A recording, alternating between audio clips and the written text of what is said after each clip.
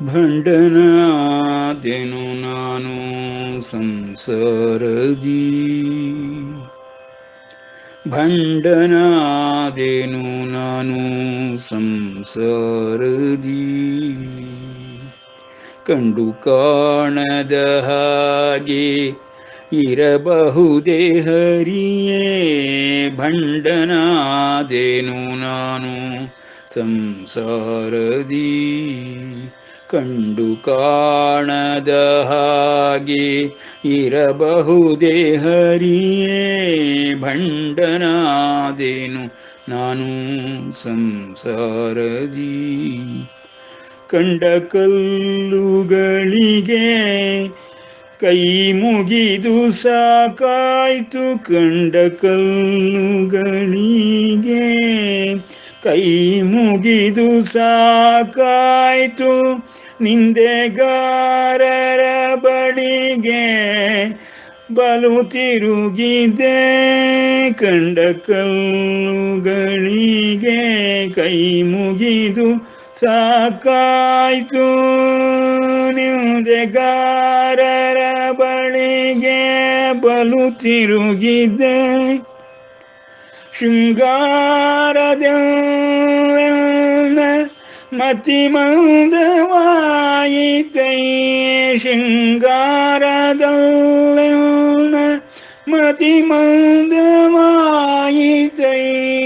ಪುಂಡರೀಕಾಕ್ಷ ಶ್ರೀ ಸಲಹು ನೀ ಬೇಗ. ಭಂಡನಾದೆನು ನಾನು ಸಂಸಾರದಿ. ಸಂಸಾರದಿ ಬುದ್ಧಿಹೀನರ ಮಾತು ಕೇಳಿನ ಮೋಸ ಹೋದೆ. ಬುದ್ಧಿಹೀನರ ಮಾತು ಕೇಳಿನ ಮೋಸ ಹೋದೆ.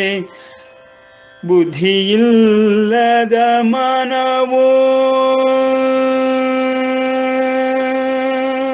ಕೆಟ್ಟು ಹೋಯ್ತು. ಬುದ್ಧಿಹೀನರ ಮಾತು ಕೇಳಿನ ಮೋಸ ಹೋದೆ. ಬುದ್ಧಿಯಿಲ್ಲದೆ ಮನವು ಕೆಟ್ಟು ಹೋಯ್ತು. ಸೃಷ್ಟಿ ಶಶಿ ಪುರಂದರ ವಿಠಲನ ಪದ್ಮ ಚರಣದಲ್ಲಿ ಮನವ ನಿಲ್ಲಿಸು ನೀ ಬೇಗ. ಭಂಡನಾದನು ನಾನು ಸಂಸಾರದಿ. ಕಂಡು ಕಾಣದ ಹಾಗೆ ಇರಬಹುದೇ ಹರಿ. ಭಂಡನಾದೆನು ನಾನು ಸಂಸಾರದಿ. ಶುಕ್ಲಾಂಬರಧರಂ ವಿಷ್ಣುಂ ಶಶಿವರ್ಣಂ ಚತುರ್ಭುಜಂ ಪ್ರಸನ್ನವದನಂ ಧ್ಯಾಯೇತ್ ಸರ್ವವಿಘ್ನೋಪಶಾಂತಯೇ. ಅಗಜಾನನ ಪದ್ಮಾರ್ಕಂ ಗಜಾನನಮಹರ್ನಿಶಂ ಅನೇಕದಂತಂ ಭಕ್ತಾನಾಂ ಏಕದಂತಮುಪಾಸ್ಮಹೇ. ಅಂಬ ತ್ವಾಮನುಸಂ ದದಾಮಿ ಭಗವದ್ಗೀತೆ ಭವದ್ವೇಷಿಣೀ. ಇದುವರೆಗೆ ನಾವು ಭಗವದ್ಗೀತಾ ಜ್ಞಾನಾಭ್ಯಾಸದ 2ನೇ ಅಧ್ಯಾಯವಾದ ಸಾಂಖ್ಯಯೋಗದ 47 ಶ್ಲೋಕಗಳನ್ನು ನೋಡಿದ್ದೇವೆ. ಪರಮಾತ್ಮನು ಅರ್ಜುನನಿಗೆ ಯುದ್ಧ ಕರ್ಮವನ್ನು ಮಾಡಲೇಬೇಕೆಂಬುದಾಗಿ ಆದೇಶವನ್ನು ಕೊಡುತ್ತಿರುವ ಈ ಸಂದರ್ಭದಲ್ಲಿ ಆತ್ಮವಿದ್ಯೆಯನ್ನು, ಬ್ರಹ್ಮವಿದ್ಯೆಯನ್ನು ಮತ್ತು ಯೋಗಶಾಸ್ತ್ರವನ್ನು ತಿಳಿಸಿಕೊಡುತ್ತಾ ಕರ್ಮಭಾಗಕ್ಕೆ ಬಂದು ನಿಂತಿದ್ದಾನೆ. ಇಲ್ಲಿಯೇ ಕರ್ಮದ ಬಗ್ಗೆ ವ್ಯಾಖ್ಯಾನಗಳು ಆರಂಭವಾಗುವುದು. ಇದುವರೆಗೆ 45-46 ಶ್ಲೋಕಗಳವರೆಗೆ ನೋಡಿದಂತಹ ಈ ಜ್ಞಾನವು ಪರಿಪೂರ್ಣವಾಗಿ ಬ್ರಹ್ಮನ ವಿಷಯದಲ್ಲಿ ಹೇಳಲ್ಪಟ್ಟಿತು. ಬ್ರಹ್ಮ, ಪರಬ್ರಹ್ಮ, ಮುಂದಿನ ಸ್ತರವಾದಂತಹ ಆತ್ಮ ಪರಮಾತ್ಮ, ಅದಕ್ಕೂ ಮುಂದಿನ ಸ್ತರವಾಗಿರುವಂತಹ ಪುರುಷ ಪರಮಪುರುಷ, ಈ ಮೂರೂ ಸ್ತರಗಳಲ್ಲಿ ವಿಷಯಗಳನ್ನು ತಿಳಿಸಿಕೊಟ್ಟ ಪರಮಾತ್ಮನು ಪುರುಷ ಪ್ರಕೃತಿ ವಿಷಯವನ್ನು ತಿಳಿದುಕೊಳ್ಳುವ ಸಂದರ್ಭದಲ್ಲಿ ಬುದ್ಧಿಯೋಗವನ್ನು ಆಶ್ರಯಿಸಿ ಬುದ್ಧಿಯೋಗದಿಂದ ಬ್ರಹ್ಮಜ್ಞಾನವನ್ನು ಪಡೆದುಕೊಳ್ಳಬೇಕೆಂಬುದಾಗಿ ಹೋದ 2-3 ಶ್ಲೋಕಗಳಲ್ಲಿ ತಿಳಿಸಿದ ಪರಮಾತ್ಮನು ಬುದ್ಧಿಯೋಗದಿಂದ ಪ್ರಕೃತಿ ಹಾಗೂ ಪ್ರಾಕೃತಿಕವಾಗಿರುವಂತಹ ಈ ಭೌತಿಕ ದೇಹ ಮತ್ತು ಭೌತಿಕ ದೇಹದಿಂದ ಉಂಟು ಮಾಡಲ್ಪಡುವಂತಹ ಕರ್ಮಗಳು, ಕರ್ತವ್ಯಗಳು ಎಲ್ಲದರ ಬಗ್ಗೆ ತಿಳಿಸುತ್ತಲಿದ್ದಾನೆ. ಅತ್ಯಂತ ಪ್ರಮುಖವಾದಂತಹ ಭಾಗವಾಗಿರುವಂತಹ ಮರ್ತ್ಯಲೋಕಕ್ಕೆ, ಮಾನವಾದಿಗಳಿಗೆ, ಸಕಲ ಪ್ರಾಣಿಗಳಿಗೂ, ಸಕಲ ಜೀವಗಳಿಗೂ ಕರ್ಮಣ್ಯೇವಾಧಿಕಾರಸ್ತೆ ಮಾ ಫಲೇಷು ಕದಾಚನ ಮಾ ಕರ್ಮ ಫಲ ಹೇತುರ್ಭೂಹು ಮಾತೆ ಸಂಗೋಸ್ತ್ವ ಕರ್ಮಣಿ ಎಂಬ ಶ್ಲೋಕದಲ್ಲಿ ಸೂತ್ರ ರೂಪದಲ್ಲಿ ಬ್ರಹ್ಮಜ್ಞಾನವು ಹೇಗೆ ಮೇಲಿನಿಂದ ಇಳಿದು ಬರುತ್ತದೆ, ಪ್ರಾಕೃತಿಕವಾದ ದೇಹದಲ್ಲಿ ಮಾತ್ರ ನಮಗೆ ಬುದ್ಧಿ ಗೋಚರವಾಗುತ್ತದೆ. ಈ ಬುದ್ಧಿಗೆ ಗೋಚರವಾಗುವಂತಹ ಈ ದೈಹಿಕವಾದ ಕರ್ಮಗಳ ವಿಷಯದಲ್ಲಿ ಸೂತ್ರವನ್ನೇ ಪರಮಾತ್ಮನು ಕೊಟ್ಟು ಬಿಟ್ಟಿದ್ದಾನೆ. ಪ್ರತಿಯೊಂದು ಪ್ರಾಣಿಯೂ, ಮನುಷ್ಯನು, ಪ್ರತಿಯೊಂದು ಜೀವವೂ ಈ ಒಂದು ಸೂತ್ರದ ಆಧಾರದ ಮೇಲೆಯೇ ಕರ್ಮವನ್ನು ನಿಭಾಯಿಸುತ್ತಿದೆ. ಅದು ಧರ್ಮಪಥದಲ್ಲಿಯೇ ಉಂಟು ಮಾಡಿರುವಂತಹ ಈ ಕರ್ಮದ ಸೂತ್ರ ಕರ್ಮಣ್ಯೇವಾಧಿಕಾರಸ್ತೆ ಮಾ ಫಲೇಷು ಕದಾಚನ ಮಾ ಕರ್ಮ ಫಲ ಹೇತುರ್ಭೂಹು ಮಾ ತೇ ಸಂಗೋಸ್ತು ಅಕರ್ಮಣಿ. ಇಷ್ಟು ಕಷ್ಟವಾಗಿ ಕರ್ಮವನ್ನು ಮಾಡುವುದು ಆಗದೇ ಇರುವುದರಿಂದ ಅಕರ್ಮಣಿಯಲ್ಲಿ ಸಂಗವು ಪ್ರಾಕೃತಿಕವಾಗಿಯೇ ನೈಜವಾಗಿಯೇ ಉಂಟಾಗುತ್ತದೆ. ಅದನ್ನು ಮಾತ್ರ ಯಾವ ಕಾರಣದಿಂದಲೂ ಹೊಂದಬೇಡ, ಅಕರ್ಮನಾಗಬೇಡ ಎಂಬುದಾಗಿ ಪರಮಾತ್ಮನು ಇಲ್ಲಿ ಮಾತೆ ಸಂಗೋಸ್ತು ಅಕರ್ಮಣಿ ಎಂಬುದಾಗಿ ತಿಳಿಸುತ್ತಿದ್ದಾನೆ. ಈ ಜಗತ್ತಿನಲ್ಲಿ ಸಕಲ ಪ್ರಾಣಿಗಳೂ ಕರ್ಮೋದ್ಯುಕ್ತವಾಗಿರುವಾಗ ಮನುಷ್ಯನು ಮಾತ್ರ ಕರ್ಮೋದ್ಯುಕ್ತನಾಗುವುದಿಲ್ಲವೆಂಬುದಾದರೆ, ಅಕರ್ಮನಾಗುವನೆಂಬುದಾದರೆ ಅದಕ್ಕಿಂತ ಹೇಯವಾದಂತಹ ಸ್ಥಿತಿ,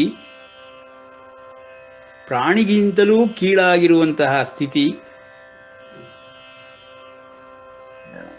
ಮಾನವ ದೇಹವನ್ನು ಪಡೆದುಕೊಂಡಿರುವಂಥವನಿಗೆ ಆಗಕೂಡದು ಎಂಬುದಾಗಿ ಮಾತೆ ಸಂಗೋಸ್ತು ಅಕರ್ಮಣಿ ಎಂಬ ಪದಗಳನ್ನು ಪ್ರಯೋಗ ಮಾಡುವುದರ ಮೂಲಕ ಪರಮಾತ್ಮನು ಎಲ್ಲರನ್ನೂ ಎಚ್ಚರಿಸುತ್ತಿರುವನು. ಕವಿಯೊಬ್ಬರು ಕನ್ನಡದಲ್ಲಿ ಹೇಳಿದಂತೆ, ಸತ್ತಂತಿಹರನು ಬಡಿದೆಚ್ಚರಿಸು, ಎಲ್ಲರೂ ಸತ್ತಂತೆ ಇರುವರು, ಅವರನ್ನು ಬಡಿದು ಎಚ್ಚರಿಸು ಎಂಬುದಾಗಿ ಕವಿವಾಣಿ ಕನ್ನಡ ಸಾಹಿತ್ಯದಲ್ಲಿ ಕೇಳಿದ್ದೇವೆ. ಅದರ ಅರ್ಥವೇನೆಂದರೆ, ಬ್ರಹ್ಮನ ವಿಷಯದಲ್ಲಿ, ಆತ್ಮನ ವಿಷಯದಲ್ಲಿ ಅಥವಾ ಪುರುಷನ ವಿಷಯದಲ್ಲಿ ಎಲ್ಲರೂ ಸತ್ತಂತೆಯೇ ಇಹರು, ಅಕರ್ಮರಾಗಿರುವರು. ಅದನ್ನೇ ಶಂಕರಾಚಾರ್ಯರು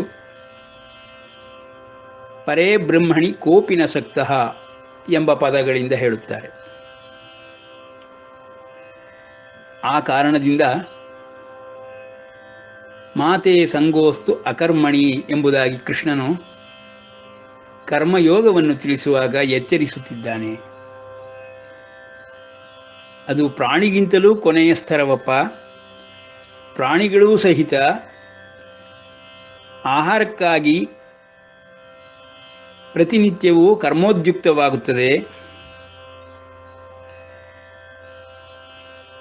ವಸನಾದಿಗಳಿಗೆ ಅಷ್ಟರ ಮಟ್ಟಿಗೆ ಗಮನ ಕೊಡದೆ ಹೋದರೂ ಆಹಾರಾದಿಗಳಿಗೆ ಪ್ರಾಣಿಗಳೂ ಸಹಿತ ಗಮನವನ್ನು ಕೊಟ್ಟು ಕರ್ಮೋದ್ಯುಕ್ತರಾಗುತ್ತಾರೆ. ಹೀಗಿರುವಾಗ ಮನುಷ್ಯನ ಜನ್ಮವನ್ನು ಪಡೆದಂತಹ,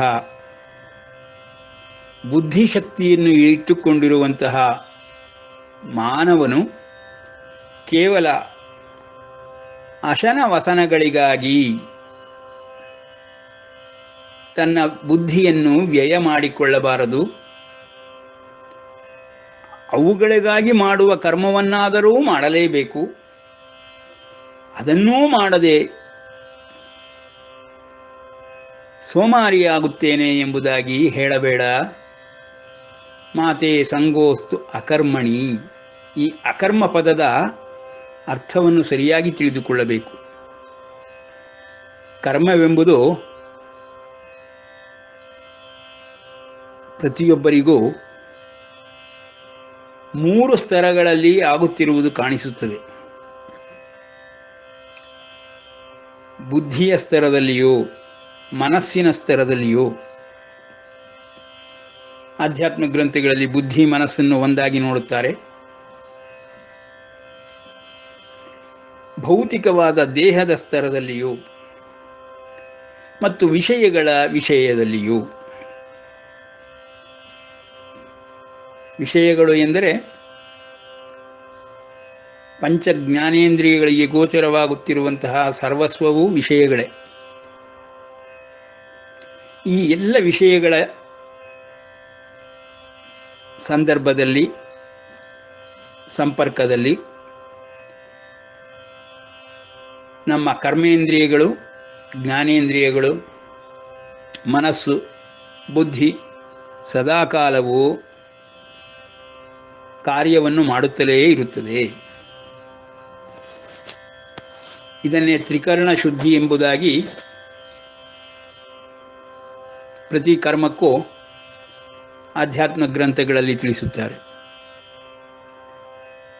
ಈ ರೀತಿ 3 ಉಪಕರಣಗಳನ್ನು ಉಪಯೋಗಿಸಿಕೊಂಡು ಮಾಡುತ್ತಿರುವ ಕರ್ಮಗಳಲ್ಲಿ ಭೌತಿಕವಾದ ಕರ್ಮಗಳನ್ನು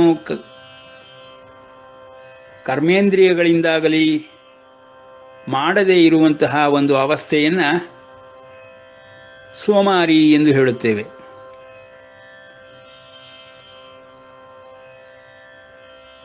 ಆದರೆ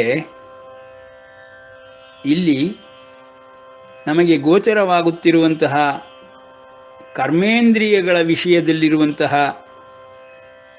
ಜ್ಞಾನವನ್ನು ಆಧರಿಸಿ ನಾವು ಸೋಮಾರಿ ಎಂಬ ಪದವನ್ನು ತಿಳಿಸುತ್ತೇವೆ. ಅದೇ ರೀತಿ ಒಬ್ಬ ಧ್ಯಾನಸ್ಥನಾಗಿ ಕುಳಿತುಕೊಂಡಿರುವಂತಹ, ಸಮಾಧಿಗೆ ಹೋಗುವ ಪ್ರಕ್ರಿಯೆಯನ್ನು ಮಾಡುತ್ತಿರುವಂತಹ ಒಬ್ಬ ವ್ಯಕ್ತಿಯನ್ನು ನೋಡಿ ನಾವು ಸೋಮಾರಿ ಎಂದು ಹೇಳಬಾರದು. ಕಾರಣವೇನೆಂದರೆ, ನಮ್ಮ ಕಣ್ಣಿಗೆ ಕಾಣುವುದು ನಿಜವಲ್ಲ. ಆ ವ್ಯಕ್ತಿ ಧ್ಯಾನಾವಸ್ಥೆಯಲ್ಲಿ ಕರ್ಮೋದ್ಯುಕ್ತನಾಗಿರುತ್ತಾನೆ. ಎಲ್ಲದಕ್ಕಿಂತ ಶ್ರೇಷ್ಠವಾದದ್ದು ಧ್ಯಾನವೆಂಬ ಕರ್ಮ. ಹೊರಗಿನಿಂದ ನೋಡುವುದಾಗಿ ಅದು ಕಾಣಿಸುವುದಿಲ್ಲ. ನಿದ್ರೆ ಮಾಡುತ್ತಿರುವವನು, ಧ್ಯಾನ ಮಾಡುತ್ತಿರುವವನು ಇಬ್ಬರೂ ಒಂದೇ ಸಮನಾಗಿ ಕಾಣಿಸುವುದರಿಂದ ಅವರನ್ನು ಸೋಮಾರಿ ಎಂದು ಹೇಳುವುದು ಬುದ್ಧಿಗೇಡಿತನದ ಲಕ್ಷಣ. ಇದನ್ನು ರಾಮಕೃಷ್ಣ ಪರಮಹಂಸರು ಬಹಳ ಚೆನ್ನಾಗಿ ವರ್ಣಿಸುತ್ತಾರೆ. ನಶೆಯ ಪದಾರ್ಥಗಳನ್ನು ಸ್ವೀಕರಿಸುವ ಮನುಷ್ಯನು ನಿದ್ರೆಗೆ ಹೋಗುತ್ತಾನೆ. ನೈಜ ಸಹಜ ಕ್ರಿಯೆಯಿಂದಲೇ ನಿದ್ರೆ ಹೋಗುವ ಜನರೂ ಉಂಟು. ಧ್ಯಾನವನ್ನು ಮಾಡುವುದರ ಮೂಲಕವಾಗಿಯೂ ಚಿರನಿದ್ರಾವಸ್ಥೆಯನ್ನು ತಲುಪುವುದೂ ಉಂಟು. ಹೀಗೆ 3 ಪ್ರಭೇದಗಳನ್ನು ತಿಳಿದುಕೊಳ್ಳಲು ಸಾಧ್ಯವಿರುವಂತಹ ಮನುಷ್ಯ ಬುದ್ಧಿಗೆ ಮಾತ್ರ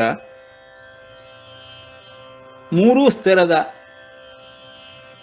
ವಿಷಯಗಳನ್ನು ವಿಶ್ಲೇಷಿಸುವ ಶಕ್ತಿ ಇರುತ್ತದೆ. ಪರಮಾತ್ಮನು ಹೇಳುತ್ತಿರುವ ಬುದ್ಧಿಯೋಗವೆಂದರೆ ಈ ರೀತಿ ಉಪಯೋಗಿಸಿಕೊಳ್ಳಬೇಕು. ಪ್ರಾಕೃತಿಕವಾಗಿರುವ ವಿಷಯಗಳಲ್ಲಿಯೇ ಬುದ್ಧಿಯನ್ನು ಉಪಯೋಗಿಸಿಕೊಳ್ಳಬೇಕೆಂದರೆ, ಇನ್ನು ಆತ್ಮ ಪರಮಾತ್ಮರ ಸಂಬಂಧದಲ್ಲಿ ತಿಳಿದುಕೊಳ್ಳಬೇಕಾದಾಗ ಆ ಬ್ರಹ್ಮಜ್ಞಾನವನ್ನೇ ಪಡೆದುಕೊಳ್ಳಬೇಕಾಗುತ್ತದೆ. ಆಗ ಬ್ರಹ್ಮವಿದ್ಯೆಯ ಬೆಲೆ ತಿಳಿಯುತ್ತದೆ. ಗೀತೆಯಲ್ಲಿ ಮುಂದಿನ ಅಧ್ಯಾಯಗಳಲ್ಲಿ ಹೇಳುವಾಗಲೂ ಪರಮಾತ್ಮನು ಈ ಗೀತಾ ಜ್ಞಾನವು ಸಂಪೂರ್ಣವಾಗಿ ಬ್ರಹ್ಮಜ್ಞಾನವು, ಇದನ್ನು ಲೌಕಿಕ ಜ್ಞಾನಕ್ಕೆ ಹೋಲಿಸಬಾರದು. ಲೌಕಿಕ ಜ್ಞಾನವೇ ಬೇರೆ, ಅಲೌಕಿಕ ಜ್ಞಾನವೇ ಬೇರೆ ಎಂಬುದಾಗಿ ಪರಮಾತ್ಮನು ಕೊನೆಯ ಅಧ್ಯಾಯಗಳಲ್ಲಿ ತಿಳಿಸಿಕೊಡುತ್ತಾನೆ. ಇಂತಹ ಒಂದು ಅಲೌಕಿಕವಾದ ಜ್ಞಾನದ ವಿಷಯದಲ್ಲಿ ಪ್ರತಿಯೊಂದು ಪದಗಳನ್ನು ಪರಮಾತ್ಮನು ಹೇಳುತ್ತಲಿದ್ದಾನೆ. ಆ ಒಂದು ದಿಸೆಯಲ್ಲಿ ನೋಡಿದಾಗ ಮಾತೇ ಸಂಗೋಸ್ತು ಅಕರ್ಮಣಿ ಎಂದರೆ ಕಾಯ ವಾಚ ಮನಸ 3ರಲ್ಲಿಯೂ ಸೋಮಾರಿತನವನ್ನು ಹೊಂದಬೇಡ ಎಂಬುದಾಗಿ ಅರ್ಥ.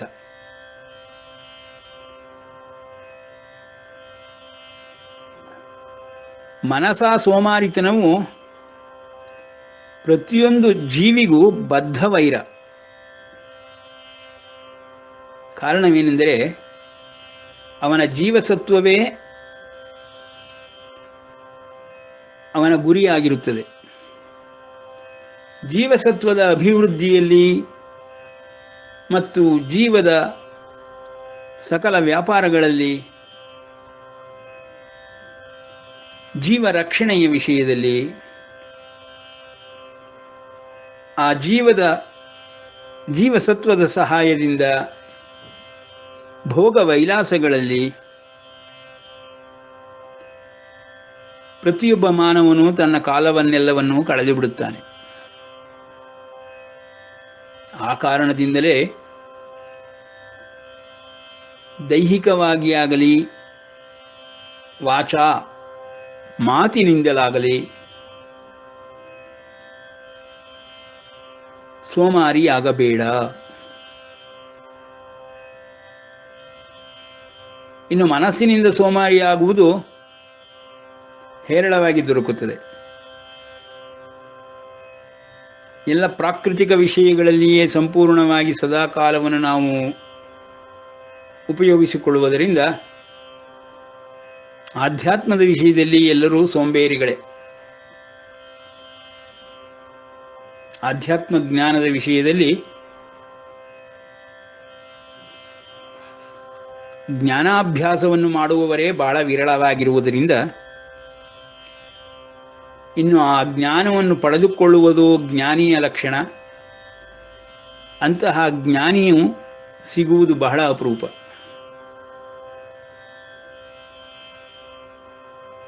ಆ ಒಂದು ದಿಸೆಯಲ್ಲಿ ಪರಮಾತ್ಮನು ಯೋಗಸ್ಥಃ ಕುರು ಕರ್ಮಾಣಿ ಸಂಗಂ ತ್ಯಕ್ತ್ವಾ ಧನಂಜಯ ಸಿದ್ಧ್ಯಾಸಿದ್ಧ್ಯೋ ಸಮೋ ಭೂತ್ವಾ ಸಮತ್ವಂ ಯೋಗ ಉಚ್ಯತೆ ಎಂಬುದಾಗಿ ಯೋಗದ ವಿಷಯವನ್ನು ಆರಂಭಿಸಿದ್ದಾನೆ.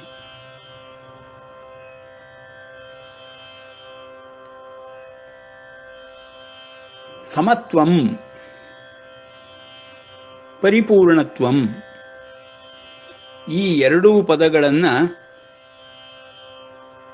ಆಧ್ಯಾತ್ಮ ಜ್ಞಾನದಲ್ಲಿ ತಿಳಿದುಕೊಳ್ಳಬೇಕಾಗಿರುವಂತಹ ಅತಿ ಪ್ರಾಮುಖ್ಯವನ್ನು ಪಡೆದಿರುವಂತಹ ಸಕಲ ಜ್ಞಾನದ ಬ್ರಹ್ಮಜ್ಞಾನದ ಪರಿಪೂರ್ಣವಾದಂತಹ ಒಂದು ವಸ್ತು. ಈ ಬ್ರಹ್ಮಜ್ಞಾನವೇ ಪರಿಪೂರ್ಣತ್ವ ಮತ್ತು ಸಮತ್ವದಿಂದ ಅಳೆಯಲ್ಪಡುತ್ತದೆ. ಎಲ್ಲ ಕಡೆಯಲ್ಲಿಯೂ ಪರಮಾತ್ಮನು ಸಮತ್ವವನ್ನು ಪ್ರತಿಪಾದಿಸುತ್ತಾನೆ ಮತ್ತು ಪರಿಪೂರ್ಣತ್ವವನ್ನು ಪ್ರತಿಬಿಂಬಿಸುತ್ತಾನೆ. ಆತ್ಮನು ಪರಿಪೂರ್ಣ ವಸ್ತು. ಆತ್ಮ, ಬ್ರಹ್ಮ, ಪುರುಷ ಇವುಗಳೆಲ್ಲವೂ ಪರಿಪೂರ್ಣ ವಸ್ತುಗಳು. ಆತ್ಮ, ಬ್ರಹ್ಮ, ಪುರುಷನನ್ನೇ ಪರಿಪೂರ್ಣ ವಸ್ತು ಎಂಬುದಾಗಿ ಹೇಳಿದ ಮೇಲೆ ಇನ್ನು ಪರಮಾತ್ಮ, ಪರಬ್ರಹ್ಮ, ಪರಮ ಪುರುಷರನ್ನು ಪರಿಪೂರ್ಣವೆಂಬುದಾಗಿ ಹೇಳಬೇಕಾದ ಅವಶ್ಯಕತೆಯೇ ಇಲ್ಲ. ಪರಿಪೂರ್ಣವೂ ಹೌದು. ಪರಮಾತ್ಮ, ಪರಬ್ರಹ್ಮ, ಪರಮಪುರುಷರ ವಿಷಯದಲ್ಲಿ ಸಮತ್ವವೂ ಹೌದು. ಸಮತ್ವವನ್ನು, ಪರಿಪೂರ್ಣತ್ವವನ್ನು ಸಂಪೂರ್ಣವಾಗಿ ಹೊಂದಿರುವಂತಹ ಈ ಪರಬ್ರಹ್ಮ ಸ್ವರೂಪವನ್ನು ನಿರ್ಗುಣ ನಿರಾಕಾರದಲ್ಲಿ ಅರ್ಥ ಮಾಡಿಕೊಳ್ಳಲಾಗದೇ ಇರುವುದರಿಂದ ಸಗುಣ ಸಾಕಾರದಲ್ಲಿ ತಿಳಿದುಕೊಳ್ಳಬಹುದು.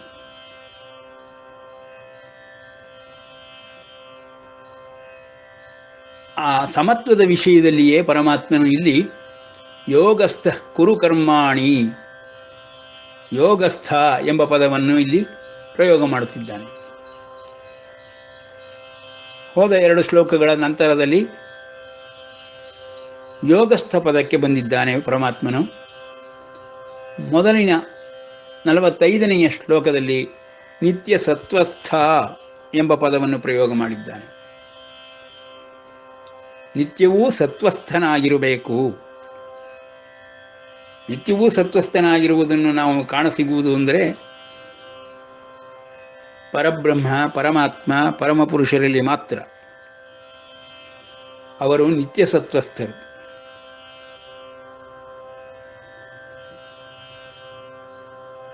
ಆತ್ಮನ ವಿಷಯದಲ್ಲಿ, ಬ್ರಹ್ಮನ ವಿಷಯದಲ್ಲಿ,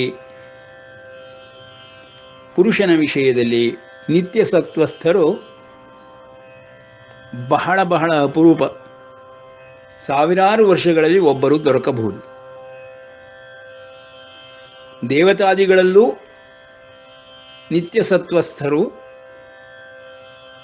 ಇರುವುದೇ ಇಲ್ಲ. ಇನ್ನು ಸಿದ್ಧ ಪುರುಷರುಗಳಲ್ಲಿಯೂ ನಿತ್ಯ ಸತ್ವಸ್ಥರಾಗುವುದಕ್ಕೆ ಪ್ರಯತ್ನವನ್ನು ಪಡುತ್ತಿರುತ್ತಾರೆ. ಅದೇ ಸಿದ್ಧಿ. ನಿತ್ಯ ಸತ್ವಸ್ಥದ ಸಿದ್ಧಿಯನ್ನು ಪಡೆದುಕೊಳ್ಳಬೇಕಾದರೆ ಯೋಗದ ಸಹಾಯ ಬೇಕೇ ಬೇಕು. ಅವನು ಯೋಗವಾನ್, ಯೋಗಾರೂಢ ಆಗಲೇಬೇಕು. ಆಗಲೇ ಅವನು ಯೋಗಸ್ಥನಾಗುವುದಕ್ಕೆ ಸಾಧ್ಯವಾಗುತ್ತದೆ. ಯೋಗಸ್ಥ ಕುರು ಕರ್ಮಾಣಿ, ಯೋಗ ಕರ್ಮಗಳನ್ನು ಮಾಡಬೇಕು ಎಂದರೆ ದೈಹಿಕವಾದ ಯೋಗ ಕರ್ಮಗಳಲ್ಲ, ಮಾನಸಿಕವಾದ, ಬೌದ್ಧಿಕವಾದ ಹಾಗೂ ಆತ್ಮಿಕವಾದಂತಹ ಆತ್ಮೈಕ್ಯ ಸಂಬಂಧದಲ್ಲಿ ಉಂಟಾಗುವಂತಹ ಯೋಗವನ್ನು ಪರಮಾತ್ಮನು ಇಲ್ಲಿ ಯೋಗಸ್ಥ ಕುರು, ಅಂಥ ಯೋಗವನ್ನು ಉಂಟು ಮಾಡುವಂತಹ ಕರ್ಮಗಳನ್ನೇ ಮಾಡು. ಬುದ್ಧಿ ಮನಸ್ಸುಗಳನ್ನು ಉಪಯೋಗಿಸಿಕೊಂಡು ಸದಾಕಾಲದಲ್ಲಿಯೂ ಆತ್ಮನಲ್ಲಿಯೇ ವಿರಮಿಸಬೇಕು. ಆ ಪ್ರಕ್ರಿಯೆಯನ್ನೇ ಯೋಗವೆಂಬುದಾಗಿ ಹೇಳುತ್ತೇವೆ. ಅಂತಹ ಯೋಗಾರೂಢನು ಯೋಗಸ್ಥ ಆಗಲು ಸಾಧ್ಯವಾಗುತ್ತದೆ. ಕರ್ಮವನ್ನು ಯೋಗಸ್ಥನಾಗಿ ಸಾಧಿಸುವುದಕ್ಕೆ ಮಾಡಬೇಕು. ಸಂಗಂ ತ್ಯಕ್ತ್ವಾ ಧನಂಜಯ, ಸಂಗಂ ತ್ಯಕ್ತ್ವಾ ಧನಂಜಯ ಎಂದರೆ ಬುದ್ಧಿ ಮನಸ್ಸುಗಳು ನೈಜವಾಗಿಯೇ ಸಹಜವಾಗಿಯೇ ಇಂದ್ರಿಯಗಳ ಸಂಘದಲ್ಲಿ ಸದಾಕಾಲ ವರ್ತಿಸುತ್ತಿರುತ್ತದೆ. ಆ ಸಂಘವನ್ನು ತ್ಯಜಿಸಬೇಕು, ಕಡಿತಗೊಳಿಸಬೇಕು. ಮನಸ್ಸು ಮತ್ತು ಬುದ್ಧಿಯನ್ನು ಇಂದ್ರಿಯಗಳ ಸಂಪರ್ಕದಿಂದ ಬೇರ್ಪಡಿಸಿ ಆತ್ಮನ ಕಡೆಗೆ ತಿರುಗಿಸುವಂತಹ ಕಾರ್ಯವೇ ಯೋಗವೆನಿಸಿಕೊಳ್ಳುತ್ತದೆ. ಅಂತಹ ಯೋಗಾಭ್ಯಾಸವನ್ನು ನಿರಂತರವಾಗಿ ಮಾಡುವುದರ ಮೂಲಕವಾಗಿ ಒಬ್ಬ ವ್ಯಕ್ತಿಯು ಯೋಗಸ್ಥನಾಗಬಹುದು. ನೋಡಿ, ಈ ಯೋಗ ಕರ್ಮವೆಂಬುದರ ವಿಷಯದಲ್ಲಿ ಪ್ರಾಣಿಗಳಿಗೂ ಮನುಷ್ಯನಿಗೂ ಇರುವ ವ್ಯತ್ಯಾಸವನ್ನು ನಾವು ತಿಳಿದುಕೊಳ್ಳಬಹುದು. ಪ್ರಾಣಿಗಳಿಗೆ ಯೋಗಸ್ಥವಾಗುವುದು ಸಾಧ್ಯವೇ ಆಗುವುದಿಲ್ಲ. ಅವುಗಳು ಇಂದ್ರಿಯಗಳಿಂದ ಬೇರ್ಪಡಿಸಿ ಅವಳ ಬುದ್ಧಿ ಮನಸ್ಸುಗಳನ್ನು ಉಪಯೋಗಿಸಲು ಸಾಧ್ಯವೇ ಆಗುವುದಿಲ್ಲ.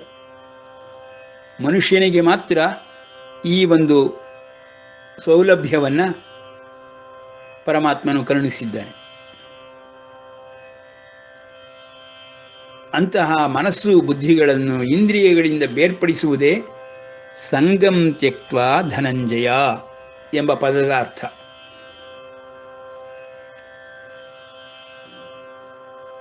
ಸಿದ್ಧೋ ಅಸಿದ್ಧ್ಯ, ಸಿದ್ಧಿಗಳಲ್ಲಾಗಲಿ ಅಸಿದ್ಧಿಗಳಲ್ಲಾಗಲಿ, ಸಿದ್ಧನಾಗಿಯೇ ಆಗಲಿ ಅಸಿದ್ಧನಾಗಿಯೇ ಆಗಲಿ, ಸಮೋಭೂತ್ವ ಸಮತ್ವಂ ಅಂದರೆ ದೇವತಾದಿಗಳಿಗೂ ಹೇಳುತ್ತಿರುವಂತಹ ಈ ಒಂದು ಸೂತ್ರ ಸಮತ್ವ ಸೂತ್ರ. ಸಿದ್ಧಿ ಮತ್ತು ಅಸಿದ್ಧಿಗಳಲ್ಲಿ ಸಮತ್ವವನ್ನು ಪಾಲಿಸಿಕೊಳ್ಳಬೇಕಾದುದು ಮಹಾಯೋಗಿಯ ಲಕ್ಷಣ. ಆದಿಯೋಗಿ ಎನಿಸಿರುವಂತಹ ಶಂಕರನು ನಿರಂತರ ಪ್ರಯತ್ನದಲ್ಲಿ ಸಮತ್ವವನ್ನು ಕಾಪಾಡಿಕೊಳ್ಳಲು ತನ್ನ ಎಲ್ಲ ಶಕ್ತಿಗಳನ್ನು ವ್ಯಯ ಮಾಡುತ್ತಿರುತ್ತಾನೆ. ಅದೇ ಸಮತ್ವ. ಸಿದ್ಧಿ ಅಸಿದ್ಧಿಗಳಲ್ಲಿ ಸಮತ್ವವನ್ನು ಸಾಧಿಸುವುದು ಮಾನವರಿಗೆ ಅರ್ಥವಾಗುವುದೇ ಇಲ್ಲ. ದೇವತಾದಿಗಳಲ್ಲಿಯೂ ಸಾಧಿಸಲೇಬೇಕಾಗಿರುವಂತಹ ಈ ಒಂದು ಸ್ಥಿತಿಯನ್ನು ಯೋಗಸ್ಥ ಎಂಬುದಾಗಿ ಪರಮಾತ್ಮನು ವರ್ಣಿಸುತ್ತಿದ್ದಾನೆ. ಯೋಗಸ್ಥ ಕುರು ಕರ್ಮಾಣಿ ಸಂಗಂ ತ್ಯಕ್ತ್ವಾ ಧನಂಜಯ ಸಿದ್ಧ್ಯ ಅಸಿದ್ಧ್ಯೋ ಸಮೋ ಭೂತ್ವ. ಸಿದ್ಧಿ ಅಸಿದ್ಧಿಗಳಲ್ಲಿ ಸಮವಾಗುವುದು ಅಷ್ಟು ಸುಲಭದ ಮಾತಲ್ಲ. ಸಿದ್ಧಿ ಎಂಬುದನ್ನೇ ಪಡೆದುಕೊಳ್ಳದೇ ಇರುವಂತಹ ಮಾನವಾದಿಗಳು ಸಾಮಾನ್ಯರು. ಈ ವಿಷಯದಲ್ಲಿ ಹಾಗೆಂಬುದಾಗಿ ಒಂದು ಪ್ರಕ್ರಿಯೆ ಇದೆ ಎಂದು ಅರ್ಥ ಮಾಡಿಕೊಳ್ಳಲಾಗುವುದಿಲ್ಲ. ಕಲ್ಪನೆಗೂ ಸಿಗುವುದಿಲ್ಲ. ಆ ಕಾರಣದಿಂದಲೇ ಬ್ರಹ್ಮವಿದ್ಯೆಯನ್ನು ತಿಳಿದುಕೊಳ್ಳುವುದು ಅತ್ಯಂತ ಕ್ಲಿಷ್ಟಕರವಾಗಿರುವಂತಹ ವಿಷಯ. ನಮಗೆ ನಿದ್ರಾವಸ್ಥೆಯಿಂದ ಮನಸ್ಸು ಬುದ್ಧಿಗಳನ್ನು ಸಮಸ್ಥಿತಿಯನ್ನು ಪಡೆಯುವುದೇ ಕಷ್ಟವಾಗಿರುವಾಗ, ಧ್ಯಾನಾವಸ್ಥೆಯಲ್ಲಿ ಮನಸ್ಸು ಬುದ್ಧಿಗಳನ್ನು ಸಮತ್ವಕ್ಕೆ ತೆಗೆದುಕೊಂಡು ಹೋಗುವುದು ಅಷ್ಟು ಸುಲಭವಾದ ಕರ್ಮವಲ್ಲ. ಅದು ಯೋಗ ಕರ್ಮವೆನಿಸಿಕೊಳ್ಳುತ್ತದೆ. ಅಷ್ಟಾಂಗ ಯೋಗದ ಅಥವಾ ಹಠಯೋಗದ ಶಮದಮಾದಿಗಳಿಂದ ಕೂಡಿರುವಂತಹ ಆ ಯೋಗ ಪ್ರಕ್ರಿಯೆ ಭೌತಿಕ ಶರೀರಗಳೆಲ್ಲರಿಗೂ ಅನ್ವಯಿಸುತ್ತದೆ. ಇಲ್ಲಿ ಸಿದ್ಧ್ಯ ಅಸಿದ್ಧ್ಯ ಸಮೋಭೂತ್ವ ಎಂಬುದು ದೇವತಾದಿಗಳಿಗೆ ಅನ್ವಯಿಸುವಂತಹ ವಾಕ್ಯವಾಗಿದೆ. ಅವರಿಗೆ ಭೌತಿಕ ಶರೀರವೇ ಇರುವುದಿಲ್ಲ. ಆದರೂ ಅವರುಗಳೂ ಸಹಿತ ಸೂಕ್ಷ್ಮ ಶರೀರಗಳಾಗಿರುವುದರಿಂದ ಕಾಮರೂಪಿಗಳಾಗುವಂತಹ ಸಿದ್ಧಿಯೂ ದೊರಕಿರುವುದರಿಂದ ಆ ಸೂಕ್ಷ್ಮ ಶರೀರಿಗಳಾಗಿರುವಂತಹ ದೇವತಾದಿಗಳು ಸಿದ್ಧಿ ಮತ್ತು ಅಸಿದ್ಧಿಯ ವಿಷಯದಲ್ಲಿ ಸಮೋಭೂತ್ವ ಸಮತ್ವವನ್ನು ಪಡೆದುಕೊಳ್ಳಬೇಕು ಎಂಬುದಾಗಿ ಪರಮಾತ್ಮನು ತಿಳಿಸುತ್ತಿದ್ದಾನೆ. ಇನ್ನು ಮಾನವಾದಿಗಳು ಸಮತ್ವವನ್ನು ಪಡೆದಿರುವವರು ಉದಾಹರಣೆಗೆ ಸಿಲುಕುವುದಾದರೆ ಅದು ಕೇವಲ ಋಷಿಮುನಿಗಳು ಮಾತ್ರ. ಆ ಋಷಿಮುನಿಗಳಲ್ಲಿಯೂ ಒಮ್ಮೊಮ್ಮೆ ಅನುಭವಿಸುವಂತಹ ಈ ಸಮತ್ವವನ್ನು ನಾವು ಕಾಣಬಹುದು. ಆ ಸಮತ್ವದಲ್ಲಿಯೇ ಸದಾಕಾಲ ನಿಲ್ಲುವಂತಹ ಋಷಿಗಳಲ್ಲಿ ವಸಿಷ್ಠರನ್ನು ನಾವು ಇಲ್ಲಿ ಜ್ಞಾಪಿಸಿಕೊಳ್ಳಬಹುದು. ಸಿದ್ಧ್ಯ ಅಸಿದ್ಧ್ಯ ಸಮೋಭೂತ್ವ, ಸಿದ್ಧಿ ಅಸಿದ್ಧಿಗಳಲ್ಲಿ ಸಮತ್ವವನ್ನು ಕಾಪಾಡಿಕೊಂಡಿರುವಂತಹ ಶ್ರೇಷ್ಠನಾದ ಮಾನವನೆಂದರೆ ವಸಿಷ್ಠರು. ಕರ್ಮ ಯೋಗದ ವಿಷಯದಲ್ಲಿ ಅಂತಹ ಸಿದ್ಧಿಯನ್ನು ಪಡೆದುಕೊಂಡಿದ್ದಂತಹ ಶ್ರೇಷ್ಠರಾದವರು ಎಂದರೆ ಜನಕ ಋಷಿ. ಇವರುಗಳನ್ನು ನಾವು ಉದಾಹರಣೆಯನ್ನಾಗಿಟ್ಟುಕೊಂಡು ಮಾನವವಾದಿಗಳೆಲ್ಲರೂ ಈ ಒಂದು ಯೋಗವನ್ನು ಸಮತ್ವವನ್ನು ಅರ್ಥ ಮಾಡಿಕೊಳ್ಳಬಹುದು. ಪರಿಪೂರ್ಣತ್ವವನ್ನು ಅರ್ಥ ಮಾಡಿಕೊಳ್ಳಲು ಅಷ್ಟು ಸುಲಭವಾಗಿ ಸಾಧ್ಯವೇ ಆಗುವುದಿಲ್ಲ. ಪುರುಷ ಪ್ರಕೃತಿಯಲ್ಲಿ ಪುರುಷನಲ್ಲಿ ಪರಿಪೂರ್ಣತ್ವವನ್ನು ಕಾಣಬಹುದೇ ಹೊರತು ಪ್ರಕೃತಿಯಲ್ಲಿ ಪರಿಪೂರ್ಣತ್ವವನ್ನು ಅತ್ಯಂತ ಕಷ್ಟದಿಂದ ಕಾಣಸಿಗುವುದಾದ್ದರಿಂದ ಅರ್ಥ ಮಾಡಿಕೊಳ್ಳಬಹುದು. ಪುರುಷ ಸಂಬಂಧದಲ್ಲಿರುವವರೆಗೂ ಪ್ರಕೃತಿಯು ಪರಿಪೂರ್ಣತ್ವವನ್ನು ಪ್ರತಿಬಿಂಬಿಸುತ್ತಲೇ ಇರುತ್ತದೆ.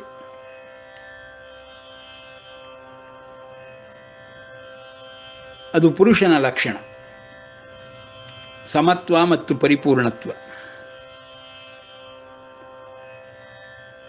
ಪ್ರಕೃತಿಯ ಲಕ್ಷಣ ಆಗೊಮ್ಮೆ ಈಗೊಮ್ಮೆ ಪರಿಪೂರ್ಣತ್ವ ಕಾಣಿಸುವುದಾದರೂ ಪ್ರಾಕೃತಿಕವಾಗಿ ಸಹಜ ಸ್ವಭಾವದಿಂದ ನೈಜತ್ವವನ್ನು ಪ್ರಕೃತಿಯು ಪ್ರತಿಬಿಂಬಿಸಲಾರದು. ಅದು ಪುರುಷನಲ್ಲಿ ಮಾತ್ರ ಸಾಧ್ಯ.